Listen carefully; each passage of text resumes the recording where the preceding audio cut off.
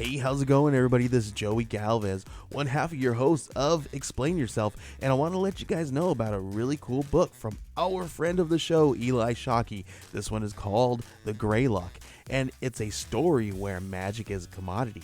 Potions are sold at corner stores. Orcs and dwarves earn a living in cubicles, not on the battlefields. But there are those who resist the house's magic's laws. Branded a criminal and forced to live as a wand for hire, there is a spell slinger they call the Greylock. Check this one out. You guys can pre-order issue 3 right now with code JAN241939, and make sure you guys are heading over to your favorite LCS and letting them know that you want Greylock number 3, and maybe pick up the first 2 issues. You could do that at the Scout web store. So make sure you guys are grabbing the Greylock number 3, JAN241939 at previewsworld.com. Okay, everybody, we decided to take this week off, so here's one of our classic episodes. Hope you enjoy.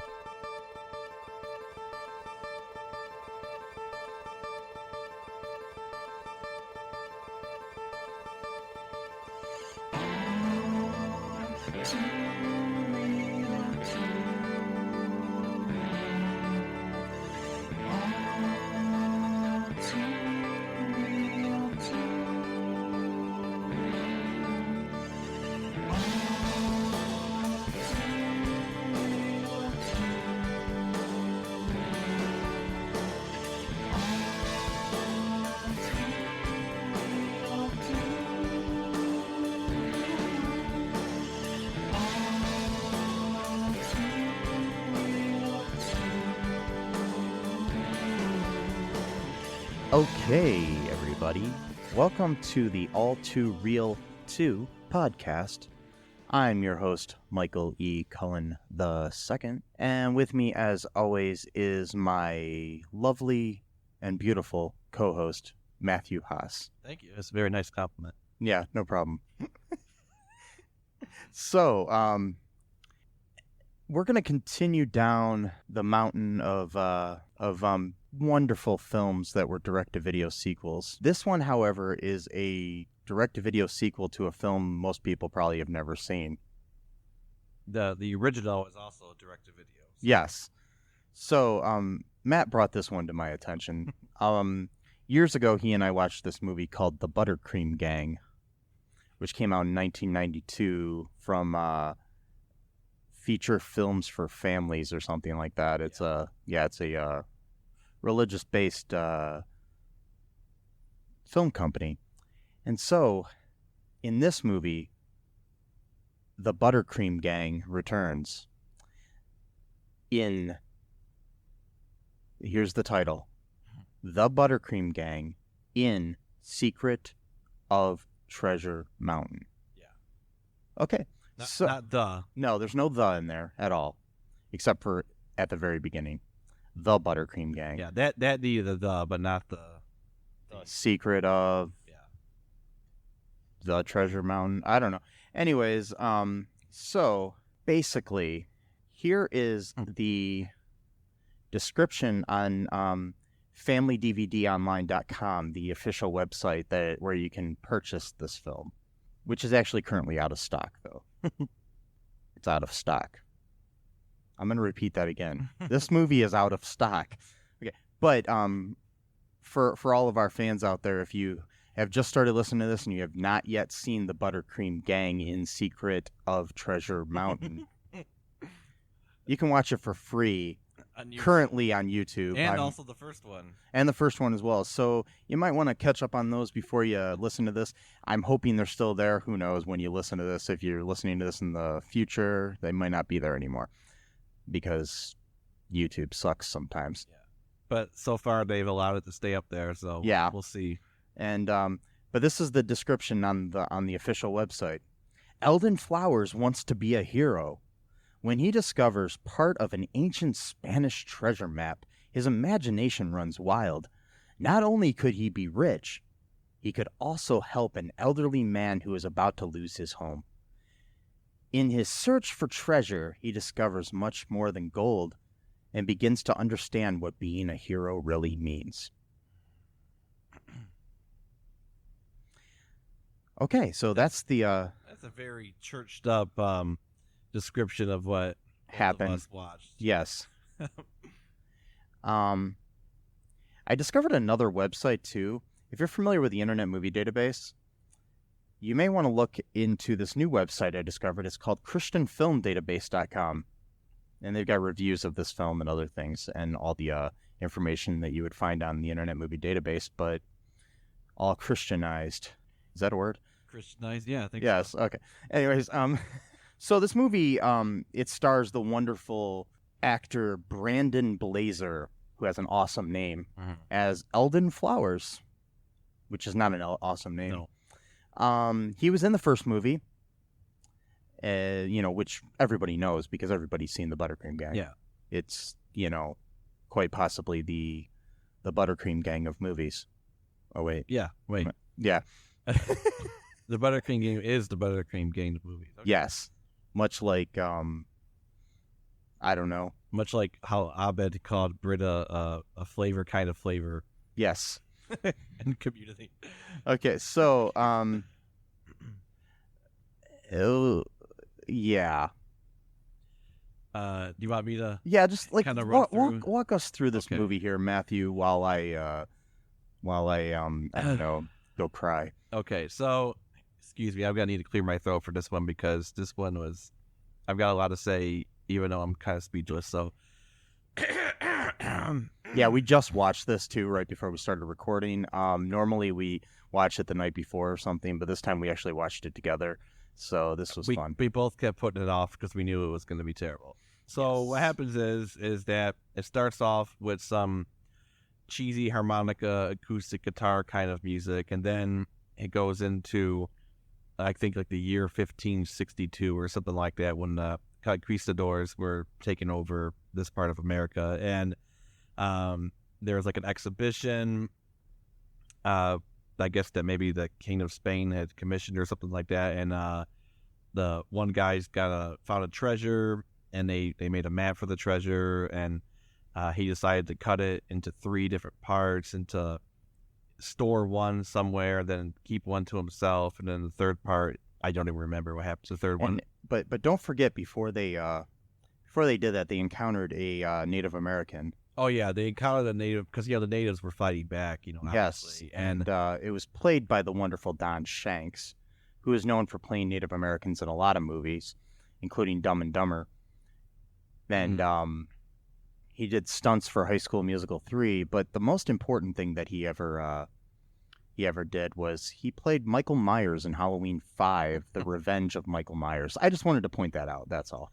Oh, okay. And it's this guy who has no lines, and you could barely even see his face except for like one scene.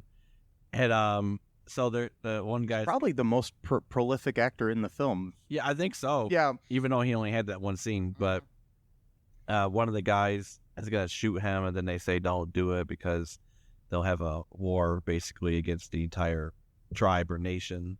Yeah. So they let him go because of that.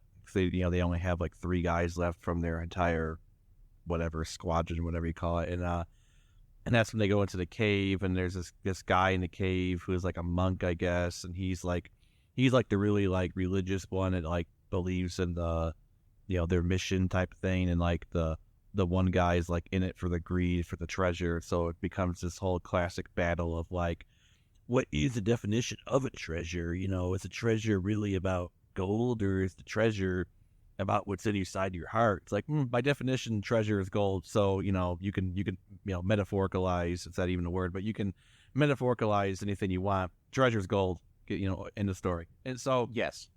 so the guy cuts the map into 3 parts, and then he makes his goons take a vow that their descendants will always serve his descendants, which apparently has been going on for 400 years without any break ever happening. And by the way, their Spanish is absolutely horrendous. And at one point in the scene, the kid who plays Eldon speaks better Spanish than the people who are supposed to be Spanish. Well, in this movie. Well, the fact that, I'm not saying I don't know what their background is, the actors that played these, these Spanish guys. Mhm. I will tell you that the guy who played the main, I don't know, bad guy, also they, because that's the thing, they play two parts. Mhm. So they play the ones in the 1500s and the current day ancestors of these people. And the guy that played Dr. Thomas Almodovar. Yeah, you can tell I can speak Spanish well too. Anyways, it's played by a guy named Rick Macy, which is the most Spanish sounding name I've ever heard in my life. Pretty sure Macy's like an Irish name or something. I don't know. I'm not really sure. I think of the store, Macy's Parade. So Yeah, I think of that, or William H. Macy. I don't know. Yeah, there you go. But it's I don't know. And he's done a lot of movies though, actually. So he seems familiar. I think I've seen him in other things. He was still acting as of last year. So he was nothing like that jumps out at me like a bunch of like mainly like direct-to-video movies and stuff like that. And he was on the TV series Everwood in an episode. He was, I don't know. The last thing he did was a movie last year called An Hour Behind. But so anyways, back to the story here, Matthew.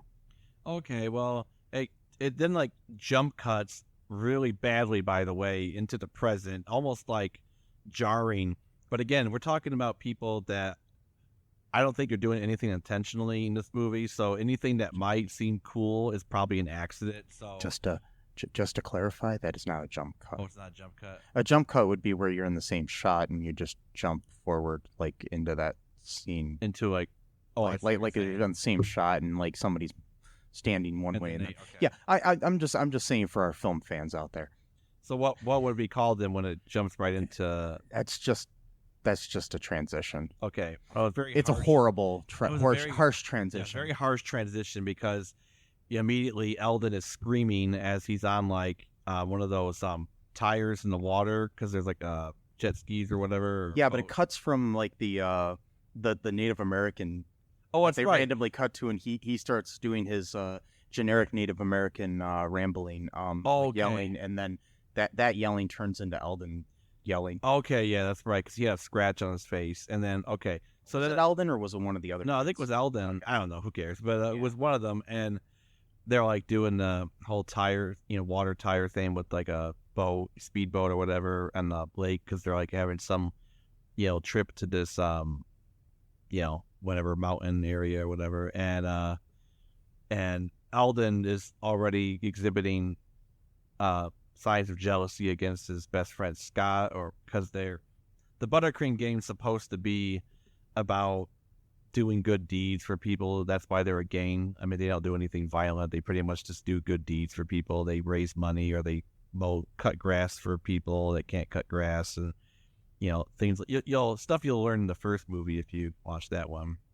And in the first movie, which we highly recommend. We do highly recommend you watching both movies, preferably all at the same, one after the other, just to get it over with. But kind of like getting the shot or flu shot or whatever. Just kind of just do it, get it over with it. And in the first movie, Scott has to save their best friend Pete from the brink of self-destruction because he was the leader of the ButterCream Gang, or the founder, and then he had to move to Chicago to live with his aunt to sort of take care of her kids, I guess, because I guess her husband died or something like that, and she couldn't look after all of the kids at the same time, so they just sent her nephew to live there. I don't know.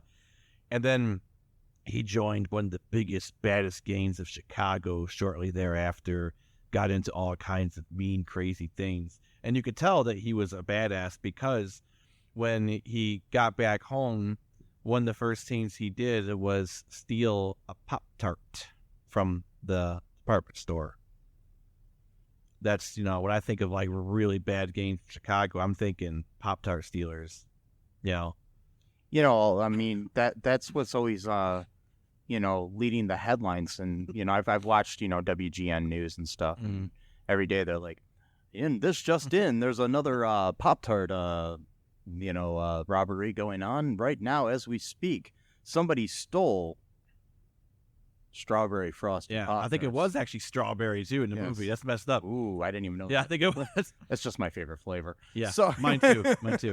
Frosted too. None of this bullshit of not frosted. Come on. Why would you get? It's like, why would you get a Pop-Tart? It's that's like not frosted? we already know that we're eating something unhealthy. Having it unfrosted. Oh no, isn't gonna, no, like... no! It's part of a balanced breakfast. Oh yeah. Pop-Tarts, are great. Kellogg's. When Kellogg's Pop-Tarts, they're amazing. Yeah. And I mean, they're so amazing that if they would love to sponsor this, podcast, they're more than welcome to. I mean, my personal email is mike@cullingpark.com. If you would like to, find out more information about that and find out what my favorite Pop-Tart is, I already told you though, but if you remember, send me that in an email. Yes, I'm gonna get a lot of emails. That was a good. I like that. That was really professional. Yes, Pop-Tarts, really good. So I like strawberry frosted, and that's probably my favorite. Also, the s'mores frosted as well, and the chocolate frosted. Yeah, those. Oh my god, I'm getting hungry for Pop-Tarts. I think I'm gonna go buy a Pop-Tart later, or a pack of Pop-Tarts or whatever. I don't think I have any Pop-Tarts in my cupboard. I normally do. Sad. Yeah. We should both stock up on Pop-Tarts because they're so lovely, and Kellogg's is such a great company. Yes, I love Pop-Tarts. Okay. If you would like to sponsor us, Pop-Tarts, please feel free to contact us.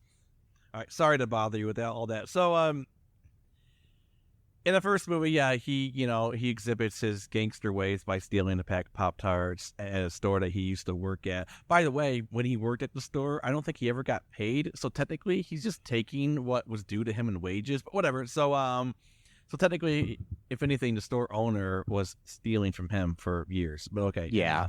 So if anything, he's actually not a thief. Was this at all. Mr. Graff? Yeah, I think it was Mr. Graff with the beard. Now he doesn't have a beard and he looks really weird. Part 2. But anyway, so Pete is he's basically having this bad time where he's becoming a bad guy, and Scott mainly throughout the first film has to save his soul basically. The other kids were involved, but he was mainly the hero. So that jumps right into part 2, where Eldon is seeing Scott continue to be the hero, and he wants to finally feel like a hero for a change. And then Scott, and yet the we never find out what happened to this Pop-Tart stealing kid. Yeah, Pete. Yeah, Pete got saved, and he went on to live a good life, and he even went on to be an advocate for remove kids from joining gangs and all this kind of stuff, and then he's just dropped off the face. Maybe he's just against gangs in general, including the ButterCream Gang. Yeah, maybe that's what it is. Yeah. He does no gangs, not even good ones. Okay, so he apparently he's even against like the Black Panthers free breakfast programs. Like, nope, no breakfast for kids. Everything's bad. But and the Black Panthers weren't a gang. But anyway, I'm going off topic here. But so Scott's the hero again, and Eldon is, he's clearly showing signs that he doesn't like this. I mean, at one point when he thinks that he found some treasure, it turns out that it was just a bottle cap to a bottle of beer that was in Spanish. By the way, when they think it's a bottle beer cap, all the kids shout in unison, "A beer cap!" Like that's some really weird thing, which leads me to believe they're part of a Christian cult that doesn't believe in drinking beer. Well, of course they are. I don't drink, but whatever. It's just a weird kind of reaction to have about that. Oh yeah. And so Scott finds an even greater treasure, and everyone's jumping up in joy for that. And then Eldon just walks away, literally just walks away from the scene. And then Scott's girlfriend, I think it's his girlfriend, I don't know, whatever. And it's implied that she is. And she says something really weird to Eldon when he's saying that he wants to be a hero for a change. And mind you, Scott, her boyfriend, is the one that's always visibly the hero. She tells Eldon the real hero is the person that does things and nobody knows that they do them. So ipso facto, she's saying that her own boyfriend is not a hero. I mean, that's the only logical way to... Part of me wants to think that in the future, Eldon and her end up together. But we never know because they didn't make any... Yeah. No. This isn't one of the movies that ends in a kiss. No. No. Well, It doesn't end the kiss, but there is a kiss in there that's very creepy. But anyway, Yeah, we'll get to that We'll get later. to that in a little bit because apparently people just don't know the boundaries. But okay, so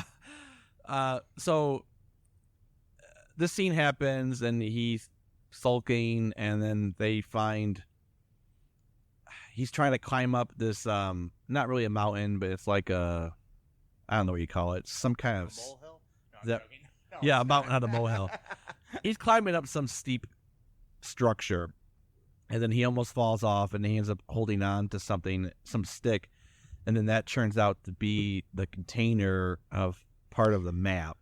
Yeah, Somehow, just sitting there. it was just sitting in the side of a the whole time mountain. for 400 years. Yes, No one found it but him. Okay, Mhm. and so they're like, believable. What's believable. this here? And they open up. Oh my God, it's a map. Blah blah blah blah. Might be to a treasure. So then that starts his whole treasure hunt that he's gonna save Mr. Graff's house from being sold. By the way, so that brings us to the whole kiss thing. So like this really smarmy capitalist dude who wrote this book about how to be a millionaire overnight with no money down in real estate. I think that was the entire title of the book. And for $49.95 in 1993. Okay. Yeah. Why do you do it in inflation? You want to do it in inflation? Yeah, I'll check on that. I mean, Okay. let's talk about that for a minute, but continue about that scene. Yeah, and Mike's going to look up the inflation rate from that. By the way, the book was only about maybe 200 pages at most. That's what it looked like. Okay, so this guy and his wife come in their car. They're supposed to be from the city, and I guess they were trying to show how rich they are. The car didn't even seem like it was really that great of a car, but whatever. And I think there was a very low budget for this film. We'll talk about some other reasons why we think that later on. But she's really weird. I don't know what's wrong with her. She's really talkative, but all she says is the word cute. And she's really, really, really emotional about this house for some reason. And he, of course, just wants to make money of it. But anyway, so then she gets to the kids and she's like, "Oh, aren't you cute? Aren't you cute? Aren't you cute?" And then as soon as she gets to Eldon, she's like, "Oh, hey, big boy." And then she just plants a kiss on his cheek. And it's it was very forceful. And it's and they're all like, "Oh my God, I can't believe she kissed you." It's this is creepy. This is a 40-year-old woman that just planted a really strong wet kiss on a 13-year-old kid's mouth after calling him big boy. Really Yeah, I'm pretty creepy. sure that's sexual It harassment. is. Oh, yeah. I mean, regardless of what hormones might be surging through a boy's body at that time, it's weird. So this movie was made in 1993. $49.95 in 2017 money, because that's the closest I can get. Okay. Is $86.02. Okay. So it's almost twice as much. Not quite, but a little bit. A book that would cost $86 in today's cash, that at most is maybe $200, and it's supposed to tell you pages. 200 pages, and it's supposed to tell you everything you need to know to become a millionaire overnight through real estate. Overnight, 200 pages. That's what you need to know. So, Well, it's like The Art of the Deal, the Donald Trump book, yeah. which you can now currently get for $1.99 on BarnesandNoble.com. Ugh. And I just had to look that up. So Oh, thanks. yeah, and I don't know.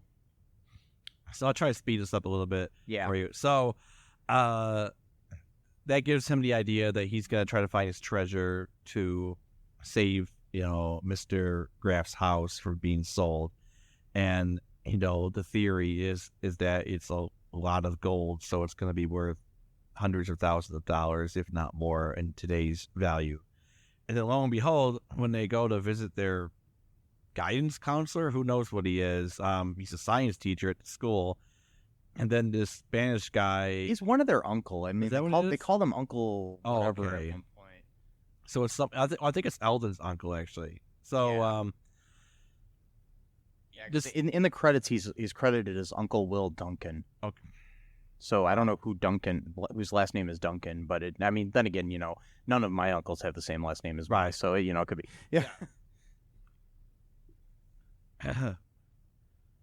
So this Spanish guy shows up and played by the same actor that played the first guy, and then his goons are also played by the same actors, and they are the descendants of the people that swore an oath to serve his family until he finds the treasure.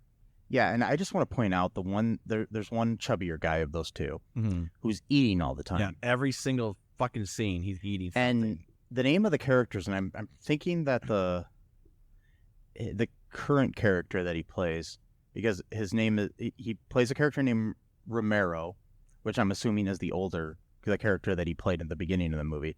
But his current character's name, want to guess what it is? In the credits, it's Mugfat. Mugfat. Mugfat. Mugfat. Okay. Yeah, and his buddy goes by Maggot. What in the living hell? Mugfat and Maggot. Wow. And when they were, and the funny thing, the thing I find really funny is, in the past, their characters' names were Romero and Caesar. Mm-hmm. Caesar Romero is the actor known for playing the Joker in the 60s Batman series. I don't know if that's a coincidence or if that was on purpose, but we'll see. Okay. Like anything in this movie is probably accidental. Yeah. Because I'm kind of jumping around here, but you want to talk about the whole clothing issue? Okay. Throughout this movie, we see people wearing different clothing with like sports teams on it. Like this one kid throughout the movie. I mean, This takes place in Elkridge, and I'm assuming this is somewhere out west, because I mean, with the mountain landscape and things of that. I mean, I'm thinking like Arizona, Utah, California, somewhere out that way. They don't really say. I don't know where Elkridge is. I've never heard of Elkridge. I mean, it could be a fictional town. It could be a real town. I don't know. But anyways, the one kid's wearing a like Baltimore Orioles hat throughout the movie, and then like people are wearing, and then that same kid later is wearing a University of Notre Dame sweater or sweatshirt or whatever you want to call it. And also, at one point, this priest in there is wearing a Yankees cap. Another character at one point is wearing a Los Angeles Dodgers hat. I think it's Mugfat who's wearing that at one point. Yeah. And there's at this one point where they're going off to look for the treasure, and this is completely coincidental, I'm sure. But it was interesting that what's the main kid from the first movie's name? Scott. Yeah, Scott is wearing a San Francisco 49ers hat, which is funny because the 49ers were the people that went out there for the gold rush in 1849 or whatever. And yeah, so I just wonder if that was on purpose or coincidental, much like the Cesar Romero thing. I don't know. I'm assuming everything in this movie was just accidental. It is. Sometimes you get lucky. I mean, that's what happens. I mean, it's nothing. Yeah. So I mean, I don't know. So what else happened in the plot here? Let's see if I can remember. So. Oh yeah. Towards the beginning of the movie too, there's a character that disappeared. Did we talk about him at all? Oh yeah, you called the mustache. Oh yeah. Okay. Dude. There's a guy when they're first when they first find the treasure map and stuff like that.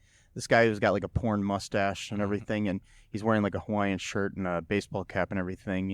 It's like a store-bought Magnum PI, basically. Yeah. I was really hoping that he would be more important in the story. Me too. But he just disappears. He's there for like the beginning of the whole treasure thing. Like he was there when they found the map, and then all of a sudden he's just gone. So I can only assume that maybe the Spanish guy killed him or something like that. I don't know. He appeared later at the end of the movie. I see him in one shot. Oh, really? Yeah. So yeah. He must have been shooting pornos. He had to leave for a while, or he had to go off to, I don't know, be Tom Selleck's stunt double. Yeah, I don't know. I'm trying to remember the whole plot. So he finds this monastery. Somehow, I'm skipping over a bunch of stuff. He finds it's okay. I don't think it matters. It doesn't matter. Eldon finds this monastery where he thinks that he's gonna find more information on the treasure, and he meets this monk who is like really, really nice to all the kids. I mean, he's like chopping bread for them, giving them jam, milk, all kinds of food, soup. And he's all the while he's basically dispensing all this like Christian monastic wisdom that goes completely over their fucking heads because they're idiot kids, and talking about the treasure being within your hearts and what good intentions mean and all this kind of stuff. And he's like, oh, I'm just not gonna give up. I'm gonna find that treasure. Fucking moron. And they leave his home completely missing the point of everything he told them and taking everything literally, which of course this is often a community that tends to take things very straightforward, like look to the light. It doesn't mean anything like look to the light of your knowledge. No, an actual light. Anyway, so we'll get into that later if I even remember what happens. And then just as they're about to leave, they go into a different room, I think, because they're trying to look for something else. And then the Spanish guy's goons, break in there. Somehow they're both wearing monastic robes. Not sure how they got access to them, but they're wearing them. And of course the guy, I think magically at this time he wasn't eating food, but he was about to because the guy offered them crumpets. Would you care for a crumpet? And the guy, when I think monasteries, I think crumpets. I mean, that's what I think too. But interestingly enough, so this guy's supposed to be like the fat guy who just likes to eat type of thing, whatever. And so, and by the way, we might as well give credit where credit is due. The actor's name is Frank Garish. Okay, Frank Garish. And throughout the movie, he's usually eating like junk food, like Twinkie or whatever. But in this scene, I guess he's hungering for fruit because instead of taking the crumpet, he goes grabs a piece of fruit, which is kind of weird because usually if you're trying to drive home the point, you're like, oh, you get this guy's a sloth and he eats all the time. You usually are assuming junk food, not actually healthy food. But then again, since this is feature films for families, they're probably trying to push home the point of eating healthy. And I'm looking it up. Frank Garish has appeared in over 100 feature films and documentaries and television series. He's got 138 credits on IMDb. Wow. Yeah. And this is one of them, unfortunately. Yes. And so they tie. He's actually even been in Superstore. What? Yeah, he's in a episode. He played a customer in an episode called Aftermath, which was in 2018.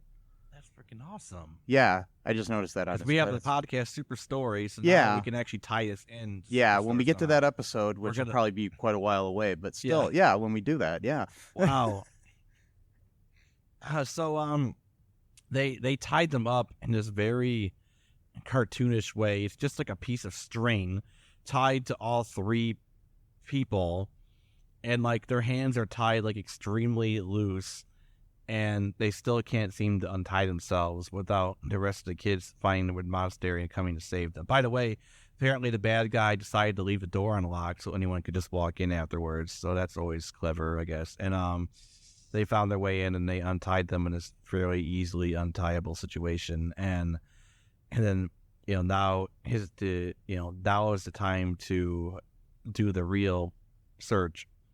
I know I missed like a million points, whatever. And then like I said again, it doesn't matter. It doesn't matter. And so Eldon is gonna go alone, he thinks, to find the treasure, but then his friends show up at the last minute to help him, of course. And then they find this, they find a treasure chest, but then there's nothing in it. And then the guy shows up and he opens the thing. He gets all pissed off and starts throwing things around because there's nothing in the treasure chest. So then he's about to hit the kid. So now we got child abuse in two forms in this movie. We got sexual child abuse from the woman planting kiss, calling the kid big boy, and now we got this guy about to hit a child. And then the guy who eats food all the time holds his arm, doesn't let him punch the kid, and then says that their family's debt is now paid to him because he found the treasure, so they don't need to serve his family anymore. What made them think they had to in the first place is beyond It's me. beyond me. It really is. I mean, I can understand like the first few generations, but after 400 years, I mean, it just seems a little bit...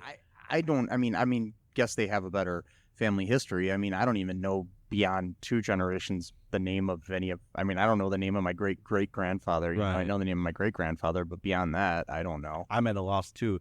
I mean, I've heard so many stories from people, saying that they came from this part of the country, and another person says they came from the the complete opposite side of the country, so it's kind of a whatever. Yeah. And kind of a wide gap of if you like, oh yeah, they came from here, but, oh no, they came like 5,000 miles away. Okay, and so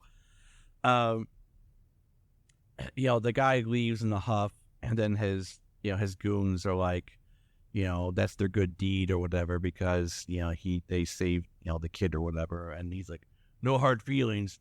He's like, yeah, no hard feelings. It's like, how is no hard feelings? They broke like numerous state and federal laws. They broke into a high school right there. That should get them in trouble, like jail time at least. Oh yeah. They tried to steal something from said high school. Then they were chasing the kids that caught them and threatening to hurt them. So now we got again child abuse again. They should have been in jail. But the thing is, I think these kids deserve it because there's the one point where they're hiding dressed up like the American Gothic painting. That's another scene. In the background at they're at Mr. Graff's house helping him paint, and they're just standing there in the background, like wide open. They're randomly for no fucking reason whatsoever, dressed up like the American Gothic painting. And they're just standing by the bushes right next to the house. They're literally right next to the house, and no one sees them. I mean, it's ridiculous. I mean, I'm not that observant of a person sometimes, but usually when someone's standing like 10 feet away from me, I notice it. Especially them, because they look so weird. And okay, so then they do the stupid elevator trick where they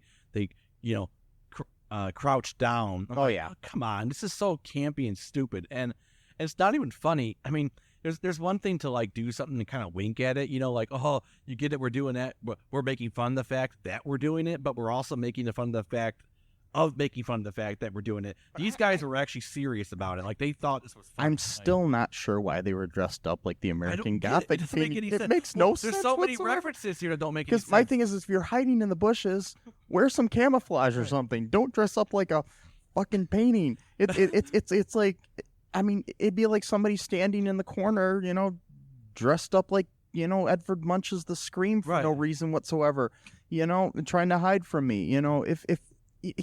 Why are you dressed up like a popular painting? Yeah, I don't. There's no point to it.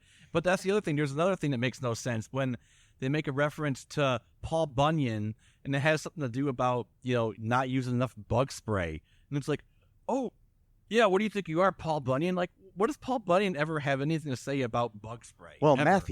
Matthew, there's this little known story where Paul Bunyan and Babe the Ox, they're walking through the woods, and probably trampling on the woods because they're so huge, and there's these big bugs coming at them, and Paul Bunyan goes off to his chemistry lab and creates bug spray. I don't know if everybody knows that story. I haven't heard that one. And then while he's creating the bug spray, there's these two guys watching him do it, and they're dressed up like the American Gothic painting.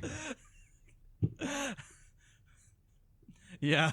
Yeah. Okay. So it all ties together. That's where that came from. Okay. And then and the whole time, Paul Bunyan keeps changing the baseball cap he's wearing to different random. From the Dodgers to the 49ers to the Baltimore Orioles to. Yeah.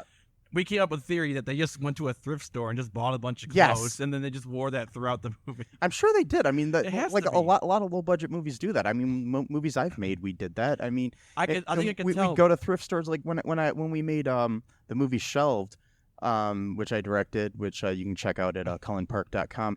Anyways, or shelvedevilelf.com. Anyway, the in the movie we have a scene where there's like a picture replaced in the shot with a picture of Pope John Paul II. The only reason that picture's even in the movie is because we went to a thrift store and it just happened to be for sale for $1 at the thrift store. So we bought the thing and we wrote and my writer wrote it into the script. Lindsay LaForest, probably one of the best writers out there. Check her out. One Stop Late Productions. You can find them on Facebook and stuff. Anyways, okay. Can I say how sad it is though that someone put that up for sale for $1? I know. That's like so sad. Well, Like, I mean, it was the. I mean, I'm sure somebody who gave up? Somebody probably donated it because it was like Maybe. one of these charity-based ones that doesn't exist anymore. But Okay. yeah, it was a place called Savers. But I don't know. Wow.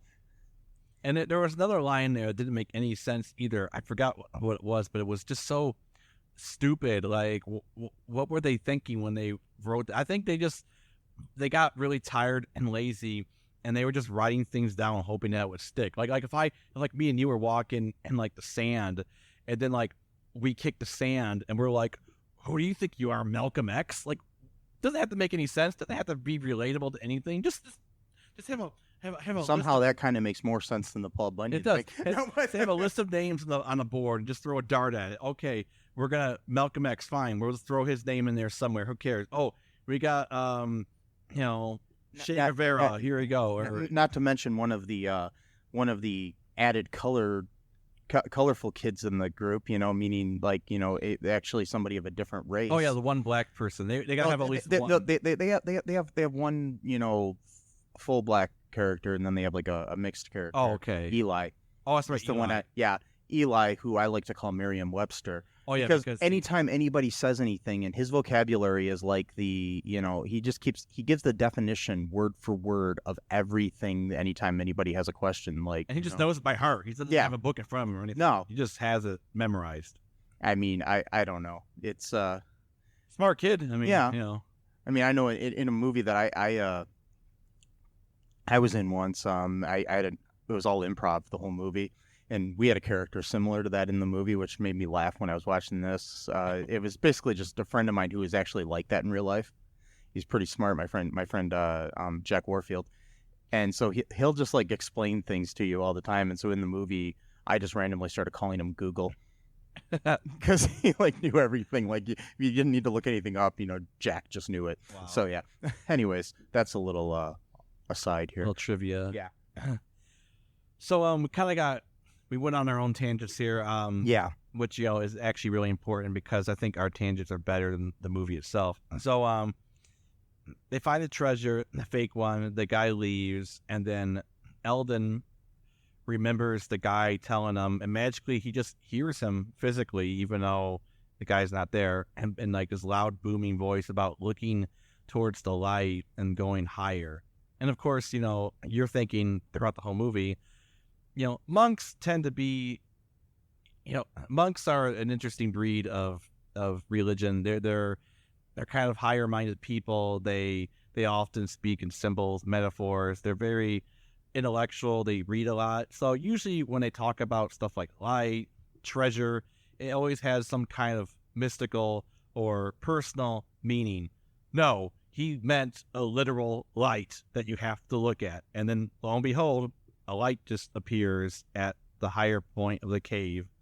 Not sure who lit the candles, who knows. And he climbs up there and finds the real treasure. And lo and behold, this treasure is an actual treasure. Like thousands of gold coins. Each one's probably worth $1,000 at this point easily for how rare and old they are.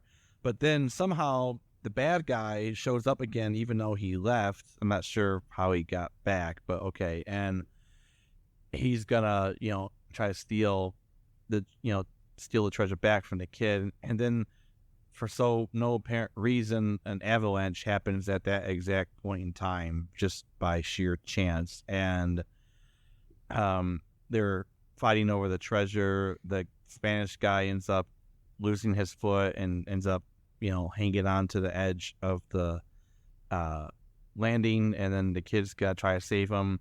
But the guy's so obsessed with his family's treasure that he demands that he saves the treasure instead of him. But then says we'll split it.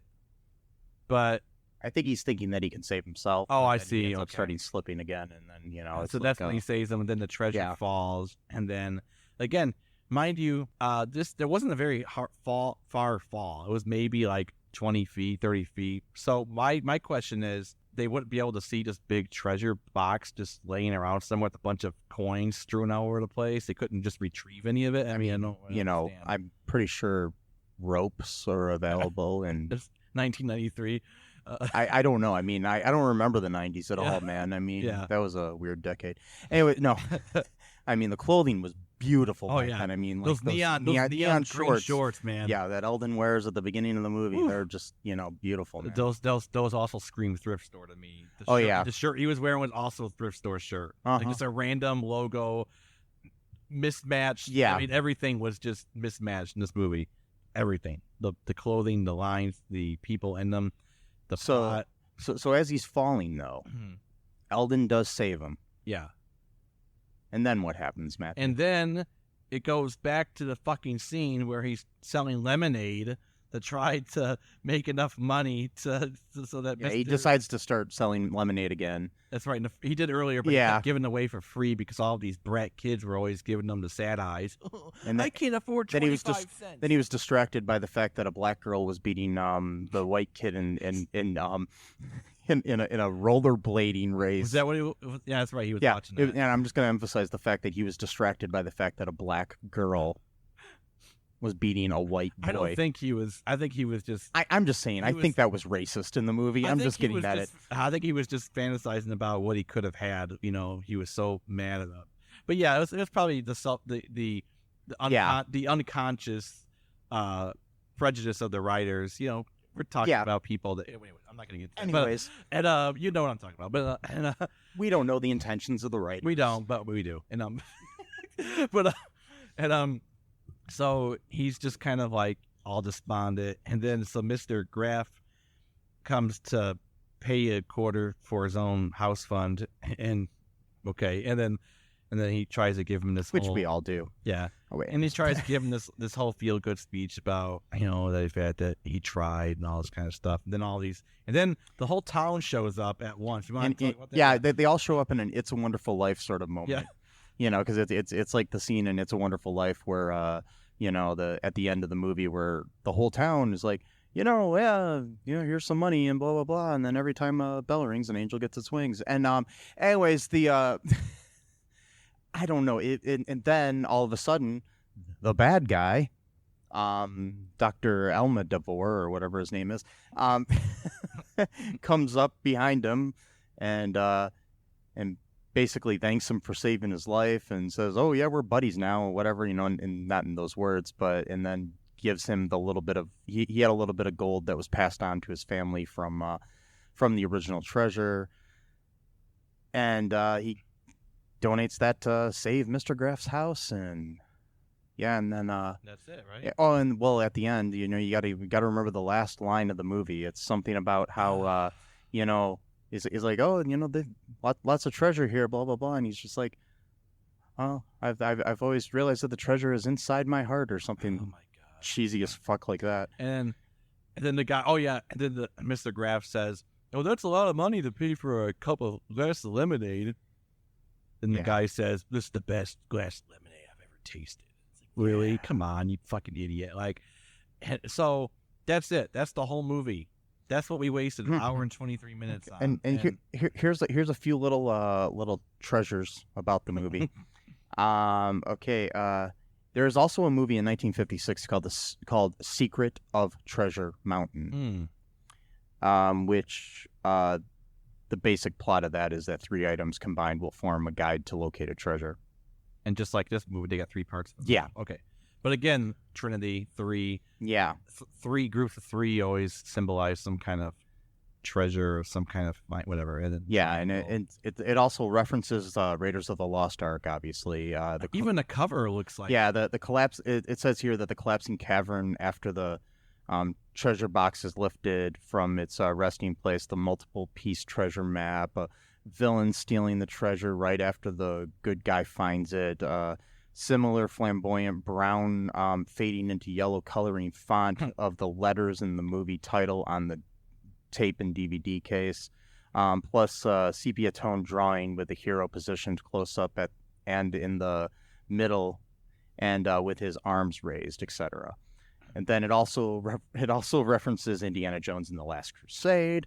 They're walking through ancient cobweb wreathed tunnels with haze and candles, similar to accompanying sustained tone orchestral music during hidden chamber discovery, sequences, an elderly monk, finding an altar with a dead warrior on it, and the final part of the treasure map, the cave collapsing around the treasure seekers after the villain tries to steal the treasure, etc. So that's like almost an exact ripoff of. Yeah, I mean, Raiders of the basically, Lost this is like the Christian kids version of Indiana Jones. You know what this reminds me of? What? This reminds me of, there was this, you know how you've been doing the research on like the history of video games and stuff? Oh, yeah. Okay, there was a company back in the 80s called Wisdom Tree, and it was a Christian. Oh, yeah, and they would just make copycats of other games. Like they made a complete copy of Zelda called Spiritual Warfare. Yeah, but it was all like Christian based. You had to answer questions about like Bible verses or something. But then at the end of the game, the evil boss is a cigarette. You know, don't smoke, kids. That was the whole lesson. You know, you got this great character in Zelda that you have to kill. No, in this game, you kill a fucking cigarette, not a box, not a case of cigarettes, just one giant cigarette. And but they also made like other games that were like complete copies of like they had a game, I forgot what it was, but I think it was almost like Mario, like almost like exactly like Mario. I've seen some of these. They're crazy. But yeah, and it was weird. They got like some Noah's Ark games and stuff like that. Yeah, too. a lot. They had these. They would often come in these like baby blue cartridges that just looked terrible, and they were like usually like a lot heavier. It was because they weren't actually licensed by Nintendo. But they would still play like in the NES. Yeah, because back in the day, they couldn't figure out how to make it so you couldn't have cartridges like. Well, nowadays you can't. I know the original NES had a lockout chip where you couldn't play them in there unless you had that lockout chip in your cartridge. But that was later on, yeah. Yeah, well that was for the Nintendo Entertainment System for the original. Yeah, they had a lockout chip, but then like Tengen like was able to copy it and make their own cartridges that weren't licensed by Nintendo. I know that, so I'm wondering if this company did the same thing. I think they did, and so that's kind of interesting though, because this is a Christian video game company, and they're literally trying to find ways around, and they're having to pay. So they're stealing other people's property. It's like obviously they have no respect for art. Yeah, I mean, because video games are art, and they are. It's So another interesting thing. Okay, I'm doing I just typed in ButterCream Gang because I was looking for information about this movie and the other movie. Just doing some research the other day, and so I came up with an UrbanDictionary.com entry for this, and the top definition in there is ButterCream Gang, and it is when a group of people, usually underage, take part in an orgy in the whitest part of town. That's very specific. Yes, it is. That's like extremely. And then detailed. the sentence that they have as an example there is, "Hey, let's put together a ButterCream Gang, one buttercreamer to another." What? Why is it so specific? It's so weird. I don't know. There's also a group called the ButterCream Gang. Is a group of YouTubers consisting of Joe Sugg, Casper Lee, Jack Maynard, Connor Maynard, and Josh Peters, Mikey Pierce, and Ali White. I don't know what they do, but that's the other definition on Urban Dictionary. But the sexual based one I don't get. It's very specific, but then again, I mean, most sexual things are very specific on Urban Dictionary. Well, true, but this is like really like going for. I mean, like it might be just because, and then it's orgy, and then it's gotta be in a certain part of town. I'm just wondering. I'm curious if the movies influenced. I think this it might have, because they had the whole to turning butter thing. That's the other thing from the movie. Yeah, that's where the name came from, is because centuries ago or whatever, there was some good teenagers in the town who were helping out women churn their butter because all the men had died in battle. Yeah. Okay. Churn their butter. And lest I say it again, all the men were dead, and there was only teenage boys left. Had to repopulate some. Anyways, okay. And so, by the way, am I shouting too much? Oh no, you're good.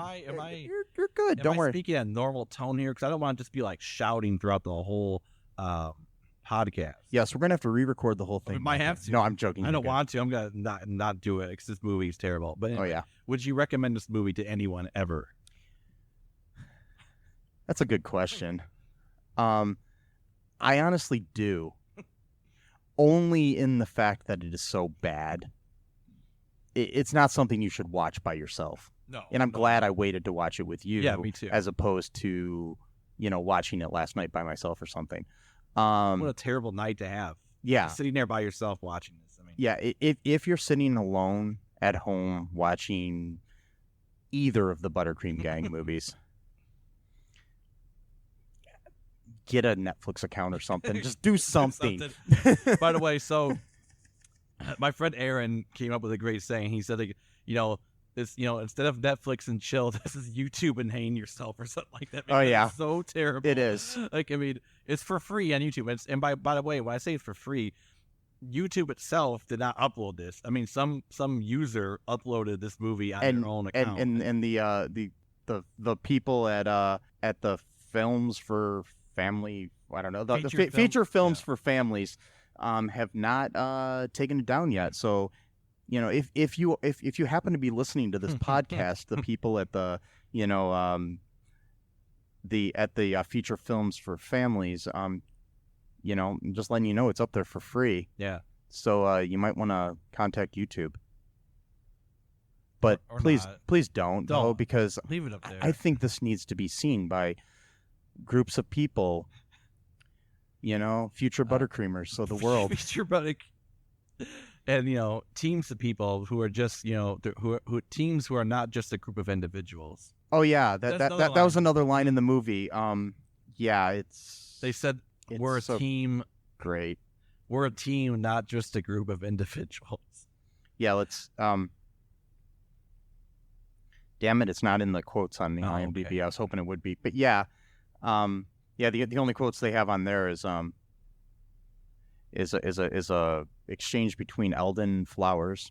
I'm gonna mention that name again. His name is Eldon Flowers. Who came up with that name? I don't know, but the kid's name in real life is Brandon Blazer. I'm like, that's an awesome name. It's almost like Brandon Blazer should be a superhero. Yeah, like we should create a character. No one else. Don't even fucking try it. It's ours. And yeah. But maybe we can get the real Brandon Blazer and then play the character. This might actually be like this whole thing, because remember, so if you're listening, Brandon, which you might be, because if this comes up, this will probably be like one of the only podcasts out there about the ButterCream Gang. Yeah.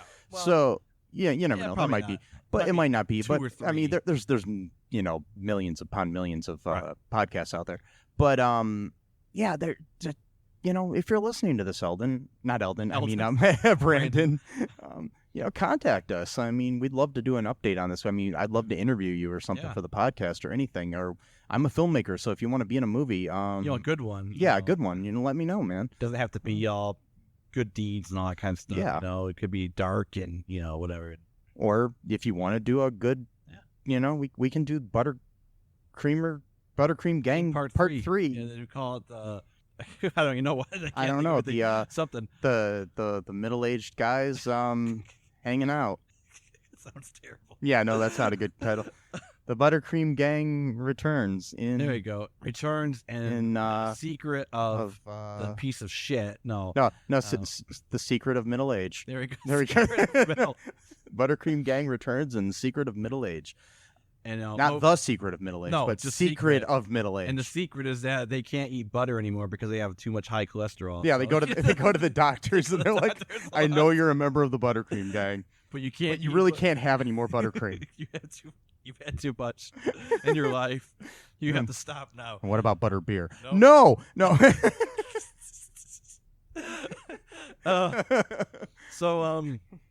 So that's, I think, all we have to say about this film, if you want to call it that, and or unless you have more on there. No, I don't. What left is there to say? I mean, what is there to say? I mean, I will tell you this: they were robbed that year at the Oscars. Oh yeah, it was a total sham. I mean,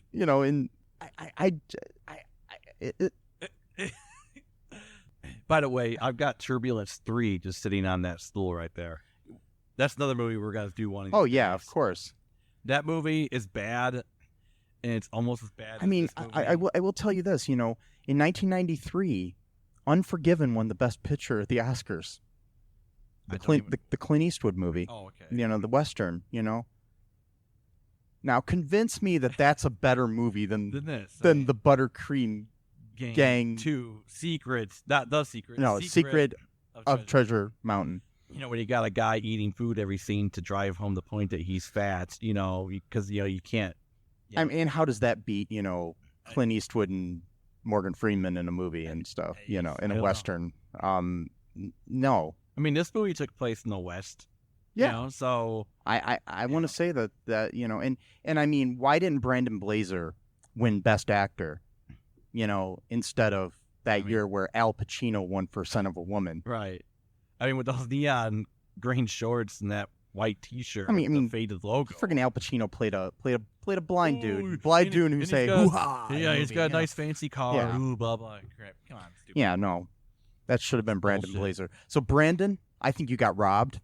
If you're listening to this, Yeah, and I think you have like possibly the coolest name of all time. yes, Like whoever your parents are, they're fucking rock stars for naming you that. Like, yeah. I mean, I really hope that's your real name and like it wasn't like a stage name, because Brandon Blazer is like just awesome. And sadly, Brandon has not done any movies besides these two. yeah, that's it. Yeah. 2 ButterCream Gangs. Mm-hmm. I mean, they don't even have a trilogy. You know, at least make it a 3. Nope, no trilogy. And I mean, we were ButterCream. just talking about Clint Eastwood, but the director of this movie, Scott Wofford, you know, he recently directed an episode of the TV series Web of Spies. Okay. You know, what has Clint Eastwood done since 1993? Right. Well, a lot of things, but Oh, yeah. Shit. Gran Torino. You know, probably a movie like every year. Yeah. And, you know, he's won several awards since then. Okay. Yeah, whatever. Anyways, you know, yeah. Bridges of Madison County. That was kind of a big deal for him because he usually did really gritty. That's a violent good movies, movie. And then he did this movie That's was a good movie. not violent whatsoever. I cried at Bridges. I never watched Anyways, it. okay. I never read the book either, but not my style. But oh man. Anyways, I think we should end now. Yeah, I think we've been talking for like an hour and a half. on Yeah. this stupid Just movie. remember that you know, ButterCreamers They never give up. they never give up. Nor No. should they. No. Don't ever give up. Don't I'm ever- still waiting for ButterCream Gang 3. We should make it. It should We be us. should. We I should mean, be the ones to make it. I- If we could actually do this would be the most hilarious thing ever. If I mean, if you're out there, Brandon Blazer, I want you to be the star, the hero of this one. You could write the script with us and the plot and everything. Yes. Talk to us. This could be hilarious and awesome at the same time. Please, Brandon Blazer, reach out to me. My email is mike@cullenpark.com. Also, if you were with the wonderful people at Kellogg's, please reach out to me there too as well, you know. Anyways, I guess that's all for the ALL2REELTOO podcast tonight. Yeah. Bye. Bye. Have a good one. Thanks for listening to All Too Real 2 podcast, a Cullen Park production. Produced and edited by Michael E. Cullen II. Music by Matthew Hawes. Subscribe and share the show. Visit us at cullenpark.com.